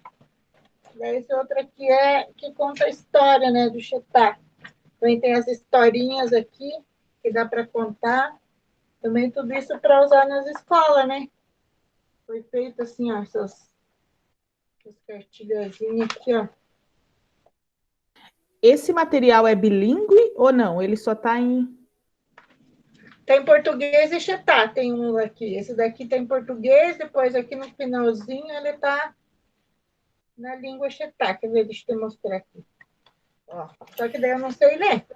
Talvez o professor Elias saiba alguma coisa da pronúncia, porque as línguas é bem parecida, né? Tipo, que nem o fogo é o mesmo tatá, que é o em Guarani, a boca também, né? Que ele falou é a mesma coisa. Então, talvez ele consiga pronunciar alguma coisa aqui que tem. Na verdade, tem, né, professora, ali na escolinha, desse aqui que lá da educação eles mandaram, né? Ali na hora onde dá aula ali. Tem lá sim. Uhum. Então, eu acho que ele vai conseguir pronunciar alguma coisa, porque eu mesmo não sei. Então, foi feito esse trabalho na questão do resgate, aí foi lá para São Jerônimo, aí lá eles estão fazendo, mas aqui, infelizmente, a gente vai ter que frequentar a aulinha em Guarani ali, né, para conseguir aprender alguma coisa, né, que a língua mais próxima é o Guarani, né, que nem eu falo que eu acho que na verdade, acho que foi disperso, era um Guarani e dispersou, aí mudou, né, um pouco a língua, aí deram esse nome aí para o Chetá. Então, a língua é quase aqui a mesma coisa, né. Em questão do território Chetá, é bem complicado agora, porque, na verdade, parou tudo. Quem ajudava não se manifestou mais, em questão da gente voltar para o nosso lugar. E se for para voltar lá mesmo, onde eles queriam que fosse, a gente corre muito risco. Aí a gente vai ter que ter uma segurança, porque a última vez que meu pai andou lá para fazer o reconhecimento de tudo lá, eles tiveram que, a polícia teve que tirar eles de lá, porque eles já estavam sendo ameaçados de morte também de novo. Aí eles saíram e daí não conseguiram mais voltar. Aí se for para levar para lá mesmo onde a gente queria, a gente tem que parar e pensar, se nós voltar para lá, a gente vai correr um risco. Porque eles não aceitam que a gente volte. Eles falam que não tem, que nunca existiu Chetá lá. Tanto que uma vez eu fui com meu pai, a gente foi recebido pelo prefeito, por todos que estavam lá, fizeram lá, receberam nós, e no fim falaram que não, que lá não existia. Depois que a gente veio embora, não existia Chetá, tanto que o parque que tinha lá uma estátua Chetá, eles mudaram até o nome também, falaram que nunca teve índio nenhum lá, então ficou bem complicado. Acho que para voltar para lá, para aquele lugar, acho que é bem complicado. Se conseguisse, talvez em outro lugar, né? Mas eu, na verdade, sei lá, minhas esperanças acho que está acabando nessa questão, porque é bem complicado agora com tudo isso que está acontecendo, né?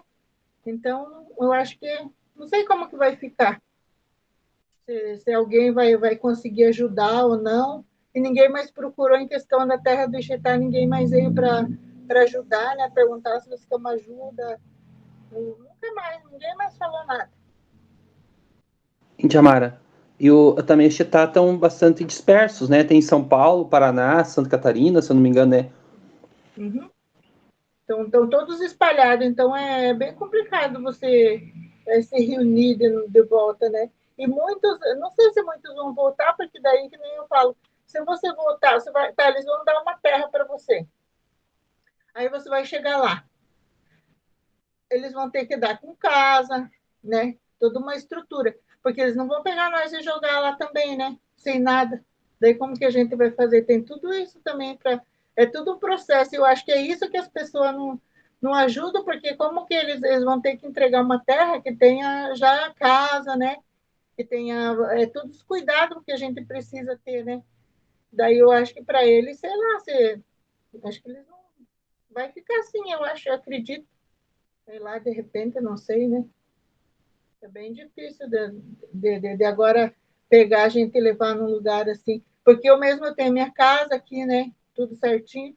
Daí, vamos supor, só se tiver uma casa, onde a Márcia vai sair dessa casa aqui da Caneporã, já vai entrar lá dentro da tua outra casa, né? Aí é diferente, mas é se passar tudo o processo de novo, tudo que nós já passamos, né? Dessa nossa vivência, desde quando nasci de Mangueirinha, que daí saí de lá, e daí a gente ficou, né? Indo para lá, indo para cá. E daí não tinha uma casa, agora você tem, daí você sair da tua casa, que você tem um conforto, vamos dizer, e daí para um lugar, vamos pôr debaixo de uma lona, para os teus filhos, daí não compensa você sair do lugar que você está e ir para uma, né? É tudo um processo, daí eu acho que é bem complicado. Eu nem sei mais o que falar sobre essa questão da terra Chetá.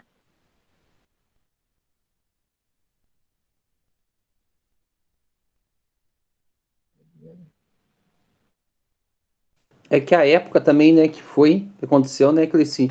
Veja, daí começa ali, década de 50, depois vem a década de 60, segunda metade da década de 60 a gente já entra no regime de exceção, né, a suspensão do Estado Democrático de Direito, né, então é logicamente que ficava bem difícil para recorrer aos direitos indígenas naquela época, né, a gente sabe que o Serviço de Proteção Indígena acabou fazendo vista grossa para muita coisa que aconteceu, até porque havia um interesse, né, havia grilagem, estava ligada a alguns governantes aqui do estado do Paraná, então o negócio ficou bem complicado mesmo, a gente já imagina tudo isso aí. Mas assim, uma coisa que eu fico pensando, por que isso daí não parou, né, numa corte internacional?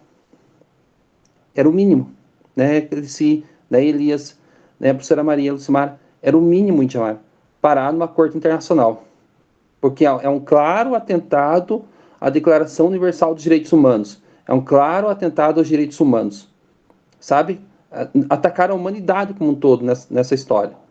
A gente não vai ficar aqui descrevendo certos detalhes, né, Indiamara, porque vai, assim, tipo, você acabar com a semana das pessoas, não é verdade? Porque é muito triste mesmo o que aconteceu, principalmente com as crianças. Foi uma coisa, assim, que não...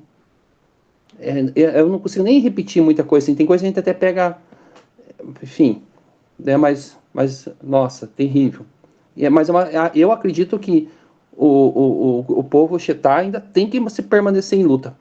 Tipo, sabe? Não deixar barato essa história, de forma alguma.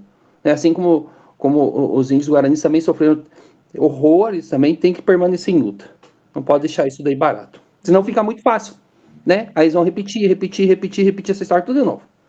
Exatamente. Uhum, então, na questão assim de quando meu pai faleceu, a gente falou que a gente ia reconquistar a nossa terra e o corpo deles a gente gostaria de levar para lá, sabe? Tanto dele como do outro Ticonho lá que já faleceu, agora do outro aqui, o policial também. Então, a gente gostaria que, se a gente conseguisse resgatar a nossa terra, a gente levar o corpo deles para lá, sabe? Para ficar no lugar lá de origem deles, onde eles nasceram, né? Onde eles se criaram lá, né? E foram arrancados, a gente gostaria de poder levar, mas é bem complicado nessa questão de a gente resgatar a terra da gente de novo. É complicado e tem todos esses elementos, né, Indiamara, que você colocou, desse retorno para esse território, né, que é um retorno que se vê ameaçado. Sim. Mas que é um direito nosso e eu acho que é o mínimo que o Estado tem, né, hoje de fazer, é reconhecer essa dívida com esses povos, né, com essa população e retomar mesmo esse território, né, quem de direito é, inclusive pensando na existência da humanidade futuramente, que como nós colocamos, né, o avanço do agronegócio, né, vem gerando já elementos que também vêm afetando a nossa saúde, né, mental, espiritual, física, né, já tem várias pesquisas que tratam disso. Então a gente precisa voltar e retomar esse cuidado com a terra, né, com a natureza, com esses elementos. Então, eu acho que isso é o que é justo, é o mínimo que se pode fazer, porque, infelizmente, as vidas que se foram, o sangue que foi derramado, não vai retomar. Então eu acho que é o mínimo essa dívida que o Estado tem. E aí, o Elias falar um pouquinho agora da Cacaneporã, das dificuldades de vocês, né, como que está também nesse contexto da pandemia, a escola também nesse território, né, as crianças, quantas crianças vocês têm na comunidade hoje, e esses elementos, né, que envolvem aí essas etnias, porque tem os Guarani, os Chetás, o Caigangue, não sei se tem outra etnia aí no espaço, no território da comunidade. Como que se dá essa relação?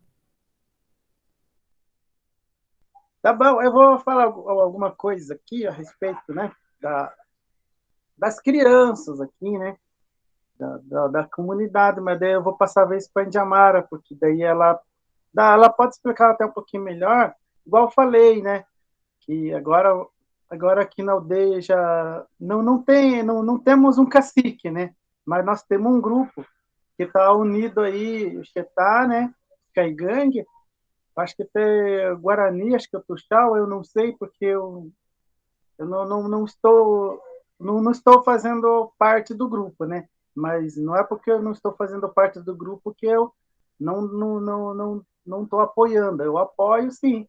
Tá? Daí tem o grupo aí, né? Que está reivindicando, buscando aí as melhorias para a comunidade, né? Para os moradores, né? E então, da minha parte, o que eu posso falar assim para vocês, da educação das crianças, né? Devido à pandemia, nossas crianças estavam sem aula, né? Como, né? Estudando só online. E eu, né? Aqui na aldeia, assim, com a minha aula da etnia Guarani, como da Caigangue também, a gente está se levando ao revezado, né? Um dia eu, outro dia a professora Rosana, né? A gente está levando assim que as crianças, né, estudando a língua aqui com um distanciamento, né, de uma carteira uma da outra. E apesar que, né, nós aqui da aldeia Jacacaneporã já estamos tudo vacinado, né, com a segunda dose já do corona, né? E então a gente está mais protegido, assim, vamos dizer, mas também não podemos estar arriscando muito, né? Porque nossas crianças também não estão vacinadas, então a gente não sabe qual é o grau, né, de, de, de infecção, vamos dizer. Os pais trabalhando fora, por mais que estejam vacinados, pode ter contato, pode estar trazendo o vírus para casa, né? Por mais que esteja já imunizado, mas as nossas crianças ainda não estão, né? E em breve vamos, né, vamos crer aí que até final do ano, né, esperamos que nossas crianças também recebam essa vacina, né? E é total aqui de crianças aqui, né? A gente tem aí em torno de umas estudam, né? Aqui dentro da aldeia, estudam fora também. E apesar da pandemia aí, né? Muitas coisas cortou. Elias cortou na hora que você falou o total de crianças. Você falou o total de crianças, daí cortou. Qual que é o total de crianças, Elias? Bem naquela parte cortou, amigo. As crianças, assim, na escolinha, né? Aqui, de 0 a 12 anos, a gente tem aí em torno de umas 30, 31 crianças, né? E assim, que nem assim, devido à pandemia, assim, aqui na aldeia, né? Assim, a gente teve, assim, poucas dificuldades, assim, né? Aqui todo mundo, assim, teve um pouco de sim, dificuldade, assim, que a gente fala, assim, buscar os benefícios para a aldeia, né? Porque daí não tinha como sair, não tinha como estar reivindicando nossos direitos, né? Até essa demarcação da nossa terra aqui da aldeia, que a Caneporã também parou, né? Tem uma parada assim, mas não porque a gente não correu atrás, não é porque as pessoas não correram atrás, é por causa que a pandemia veio e paralisou tudo mesmo. Acho que não só aqui na nossa aldeia, mas em outros lugares, né? Aí, né? Por isso que agora a gente torce para que venha tudo normalizar final de ano, o começo do ano, né? Para que as coisas voltem a se alinhar tudo da aldeia, né? Que está formada aqui, né? Comece a buscar de novo, a voltar, né? As atividades, né? Buscar tudo aquilo que a gente já estava correndo atrás, né? E que venha aí dar tudo certo de novo, né?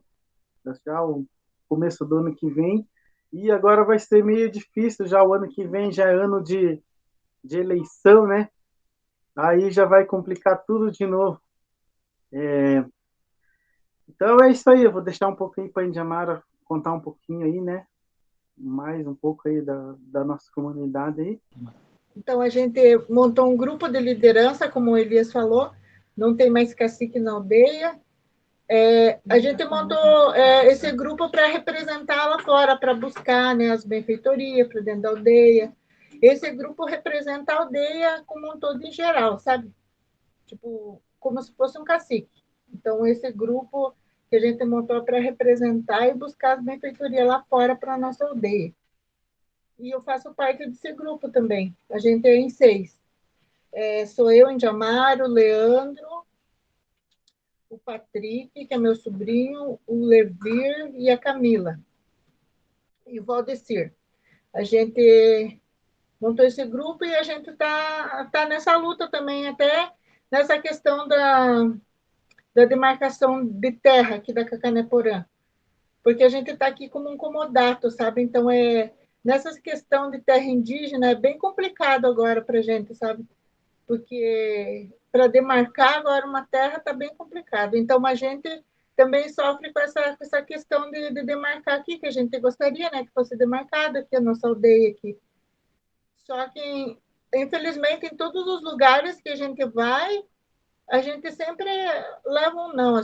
Não, mas tem isso, tem aquilo. Mas eu acho assim que é falta de vontade das pessoas, porque eu acho que não está complicado, porque é falta de vontade das pessoas ajudar, sabe como?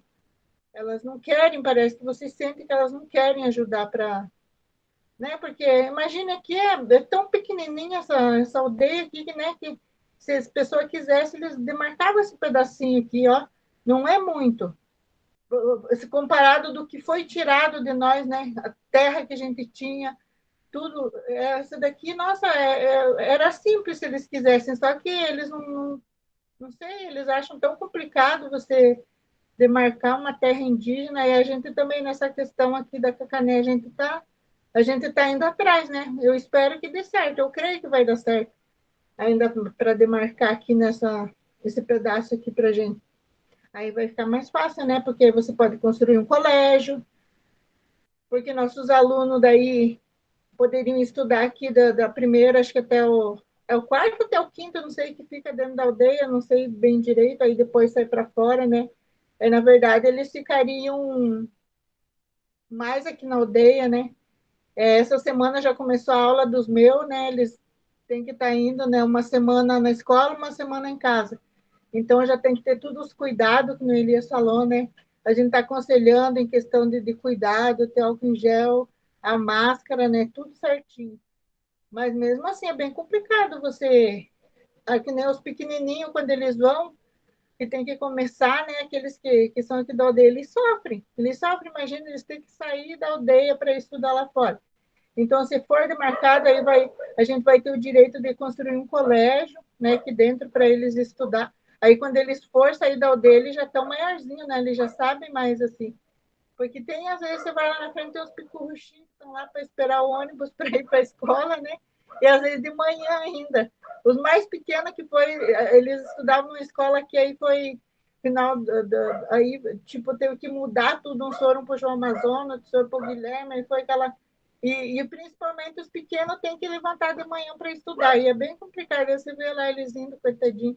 Aí se demarcar que a gente pode construir um colégio, e aí eles estudam aqui dentro, daí não, a gente não vai ficar também com aquela preocupação, né? Então, é isso que eu tenho para falar aqui da Cacané. Nossa, eu estou bem surpreso em Jamara e Elias dessa questão do comodato. Eu achava que já estava regularizada a questão da Cacané-Porã e Não. também não imaginava que isso tinha um efeito assim na questão até da escola, da educação e talvez tenha outros desdobramentos que a gente nem imagina. Mais uma coisa que a gente acabou de aprender. Uhum. Tudo questão da saúde, a gente não pode construir um posto de saúde aqui dentro, porque o nosso atendimento é diferenciado. Se fosse demarcado, a gente já teria um posto de saúde aqui dentro, aí a CESAI poderia estar designando os médicos para vir atender aqui dentro, a gente não precisaria sair daqui para ir para a unidade de saúde do Caximba, a gente teria os atendimentos tudo aqui dentro. Mas por que isso não acontece? Por causa da demarcação, porque é só um comodato, eles falam que não pode. Na verdade, se eles quisessem, eles poderiam fazer isso, só que eles não têm vontade, né? Eles não querem ajudar. Aí fica bem complicado nessa questão para nós. Nossa, gente, olha, a gente aprendeu aqui muita coisa. A gente vai levar um tempo ainda para conseguir entender e absorver tudo isso aí, para ser bem sincero. Eu queria agradecer imensamente a você, Indiamara, assim, pela tua generosidade, você ter se disposto a conversar com a gente. Na verdade, faltou tempo, a gente deixou muita questão de fora. A gente já pede desculpa para os nossos colegas também da Rede Municipal de Ensino, né? Porque é muita coisa para ser tratada. E a cada fala de vocês, a gente toma mais uma surpresa, na verdade, né? Que nem você falou agora, na questão da aldeia, a gente fica assim, nossa, mas como assim? Né? É a mesma coisa a questão do Elias, o professor Elias, que, né, é tão interessante, porque a gente é professor para professor, quanto que a gente tem que aprender um com o outro, né, Elias? Como professor de uma segunda, porque para nós é uma segunda língua, para você é a sua língua, a língua mãe, na verdade. Eu até comecei a pensar diferente. Não é bem o português a língua mãe do Brasil, né? Como você fala, né? Na verdade, são línguas indígenas. Como a gente aprende também, uma questão do Elias que a gente gostaria de ter tratado melhor, talvez a questão da casa de reza, já não deu muito tempo, né? Então a gente pede desculpa para vocês também, pelo tempo ser tão curto, pedimos desculpa para os nossos colegas da rede municipal. Eu quero agradecer, assim, a você, Indiamara, como eu já falei, quero agradecer ao professor Elias, que veio aqui. Nossa, a gente aprendeu um monte sobre a questão da língua indígena, sobre questões de ensino e tudo mais, né? Eu quero agradecer a minha amiga Maria Lucimara, que também se dispôs aqui, até umas questões que ela colocou sobre adornos, parte mais artística, a gente não ia tocar nesse assunto, ainda bem que ela falou, né, questões de rituais, simbólicos, é o olhar dela mesmo. Da Cresci, que se dedicou imensamente para tratar da questão étnico-racial e a questão indígena também, a secretária Adriana, pela generosidade de atender a nossa demanda, a nossa amiga Eliane, a nossa diretora do ensino fundamental, uma das pessoas que teve essa ideia, assim, foi bem legal da parte dela, ela começou a indicar, assim, foi a Claudineia. A vez passada a gente esqueceu de agradecer a Claudineia, foi uma maldade nossa, porque a Claudineia, ela lutou bastante para termos esse contato com a aldeia Cacané Porã, então a gente tem essa dívida. Ao Ricardo, pelo trabalho todo que ele está tendo na parte tecnológica, né? Então, obrigado, gente. Valeu mesmo. Olha, eu só tenho a agradecer. Eu aprendi muito. E eu vou continuar acompanhando vocês pela internet, né? Aí, quando passar esse Covid aí, né, que veio só nos maltratar, vamos dizer assim, a gente vamos nos encontrar, né? Vamos tomar um chimarrão lá, com a erva mate lá, né, Elias? Tá bom? Eu até tenho umas coisas que eu estou interessado, alguma produção artística lá de vocês, mas depois a gente vai conversando, eu já tenho contato de vocês, até para a gente ter, assim como professor também. Obrigado, viu, gente? Valeu mesmo, obrigado.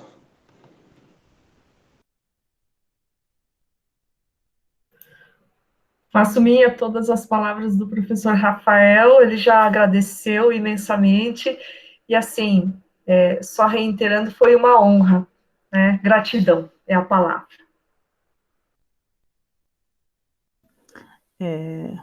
Então, em nome da Secretaria Municipal de Educação de Araucária, da Rede de Mulheres Negras do Paraná, gostaria de agradecer, né, ao Elias e à Indiamara, que se disponibilizaram pela generosidade, o carinho, né, que tiveram conosco desde o primeiro contato.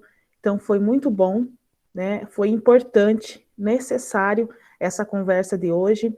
Eu, o Rafael, a Maria Lucimara, alguns colegas da rede, né, estamos pensando que esse ciclo de conversa ele tem que continuar, né? Quando voltar presencial, a gente vai ter que organizar alguns grupos menores e tentar fazer esse contato, né, para a gente vivenciar essa conversa, porque é importante também a gente ter esse contato, né, com algumas realidades. Então, nós estamos aí pensando, né, trabalhando nisso também, para que a gente continue fazendo esse trabalho para uma educação das relações étnico-raciais, que é necessária uma reeducação, né, da nossa formação também enquanto profissionais de educação. Então, eu fico muito feliz, né, de ter vocês conosco nesse dia de hoje. Fico muito feliz dos colegas que estão nos acompanhando, né, e vêm assistindo e fazendo esse trabalho nas nossas unidades de ensino, porque os nossos profissionais de educação têm se comprometido de forma brilhante com a temática de educação para as relações étnico-raciais. Então, eu tenho muito orgulho também dos meus colegas de trabalho, né, e da equipe a qual eu faço parte. Então, agradecer, né, a todos e todas, o Ricardo, as meninas que fazem a intérprete em Libras, a secretária Adriana, né? Então, ajuda, eu acho que a colaboração de todos da equipe é muito importante, né? Que nós temos aí um trabalho que acontece para além da tela, né, que vocês estão assistindo, que envolve vários e várias. Então, gratidão a todos e todas, e passo a palavra, então, para o Elias e para a Indianara finalizarem, e eu gostaria que vocês finalizassem, de preferência, na língua de vocês. Se a Indiamara se sentir à vontade, Indiamara, pode falar em português, tá? Não precisa, ou alguma palavra que para você seja importante, tá bom? Eu vou agradecer também vocês aí, né? A minha bateria está quase acabando aqui, tá bom?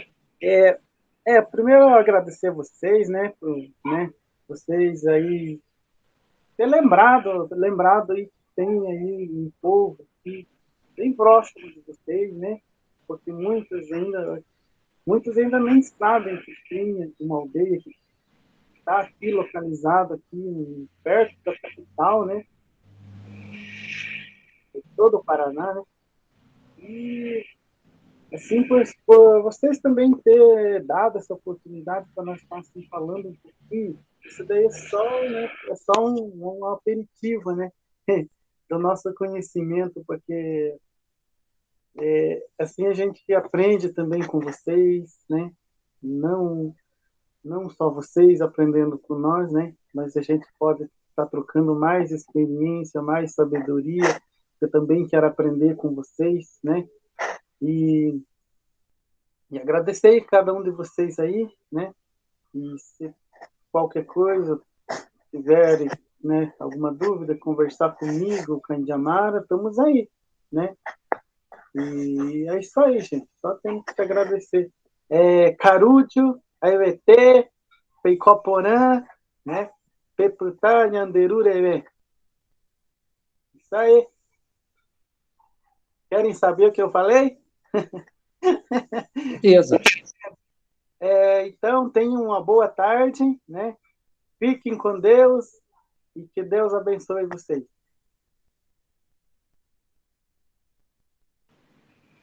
Então, eu também quero agradecer pelo convite, né? De ter podido participar com vocês, né?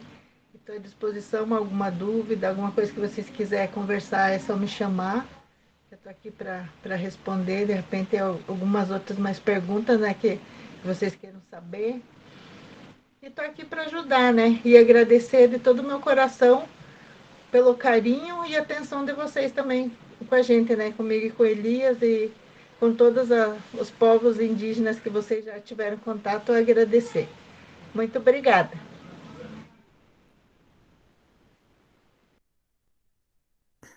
Gratidão, pessoal, e até a próxima.